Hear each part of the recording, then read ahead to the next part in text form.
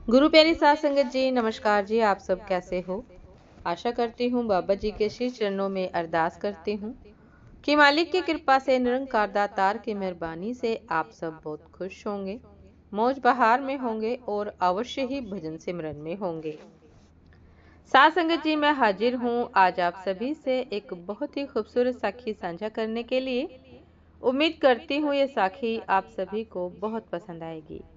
तो साथ संगत जी, चलिए आइए समय ना गवाते हुए साखी को आप सभी से साझा करते हैं जी। साथ संगत जी, सतयुग और त्रेता युग बीतने के बाद जब द्वापर युग आया तो पृथ्वी पर झूठ, अन्याय, असत्य, अनाचार और अत्याचार होने लगे और फिर प्रतिदिन उनकी अधिकता में वृद्धि होती चली गई। अधर्म के भाव से पृथ्वी दुखित हो उठी। उसने ब्रह्मा, विष्णु और शिव के पास पहुंचकर प्रार्थना की कि वे उसे इस असहनीय भार से मुक्त करें। लेकिन वे तीनों ही पृथ्वी को इस भार से मुक्त करने में असमर्थ थे। कोई उपाय न देखकर विष्णु ने कहा कि चलिए हम लोग भगवान के पास चले, वही हमें कोई उपाय बता सकेंगे। विष्णु, लक्ष्मी, ब्रह्मा और शिव के साथ गोलोक में पहुंचे तो उन्होंने पार ब्रह्म परमेश्वर को कृष्ण के रूप में और उनकी माया को राधा के रूप में देखा। गोलोक के वृंदावन नामक सुंदर और सुरम्य वन में एक सुंदर आश्रम था। उसी के निकट एक नदी बह रही थी। विष्णु ने पार ब्रह्म परमेश्वर को पृथ्वी के दुख की गाथा सुनाई तो उन्होंने कहा, मैं पृथ्वी के दुख से परिचित हूँ। पृथ्वी को भार मुक्त करने के लिए शीघ्र ही मैं वज्र में कृष्ण के रूप में अवतार लेने वाला हूँ। मैं वासुदेव की पत्नी देवकी के गर्भ से जन्म लूंगा और क्योंकि मैं अपनी माया से और मेरी माया मुझसे पृथक नहीं रह सकती, इसलिए मेरी माया राधा के रूप में बरसाने में वृषभानु गोप के घर में जन्म लेगी और उसके बाद मैं पृथ्वी को इस भार से मुक्ति दिलाने का प्रयास करूंगा। क्योंकि एक एक पापी का वध करना कठिन है, इसलिए मैं ऐसा उपाय करूंगा कि संसार के समस्त पापी स्वयं ही लड़ भिड़ कर पृथ्वी को भारहीन बना दे। आप लोग निश्चिंत होकर अपने अपने को पधारिए, अपने अपने लोक को पधारिए और मेरे आदेशों की प्रतीक्षा कीजिए। सासंग जी, विष्णु आदि देवताओं ने परमेश्वर को प्रणाम किया और अपने अपने लोक में आकर परम पिता के आदेश की प्रतीक्षा करने लगे। कुछ समय ही बाद अत्याचारी और अनाचारी मथुरा नरेश कंस के कारागार में बंदी वासुदेव की पत्नी देवकी ने एक बालक को जन्म दिया। बालक के रूप में जन्म लेने से पूर्व ही भगवान ने उन्हें अपनी योजना बताते हुए आदेश दिया था कि वासुदेव जी उन्हें गोकुल में नंद गोप की पत्नी यशोदा के पास छोड़ आए और उसी समय उनके गर्भ से जन्म लेने वाली कन्या को लाकर कंस के हवाले कर दे। वह कन्या मेरी योग माया है।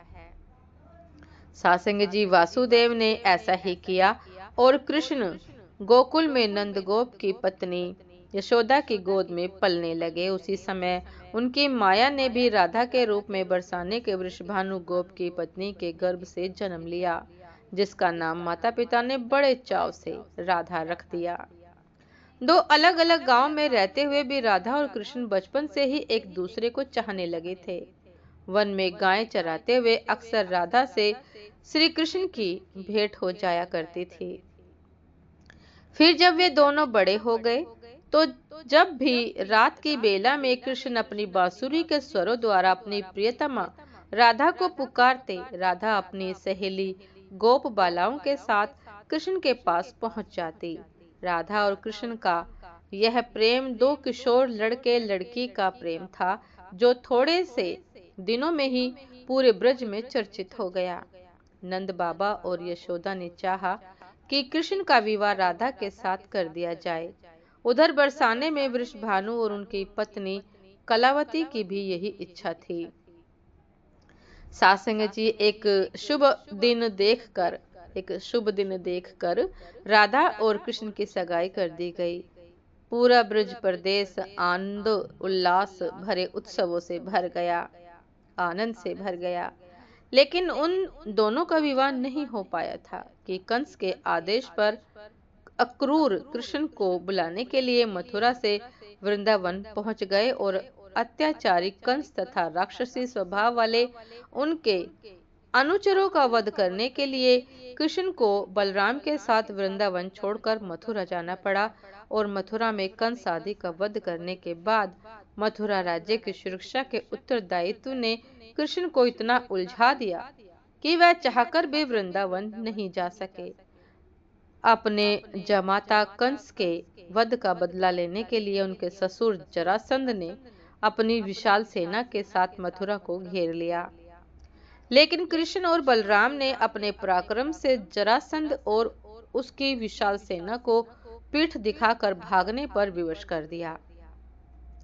सात संगत जी, लेकिन जरासंध पराजित होकर भी शांत नहीं बैठा। उसके कई बार मथुरा पर आक्रमण किया। उसने कई बार मथुरा पर आक्रमण किया। मथुरा एक छोटा सा राज्य था और मथुरा नगर को सुरक्षित स्थान पर नहीं बसाया गया था।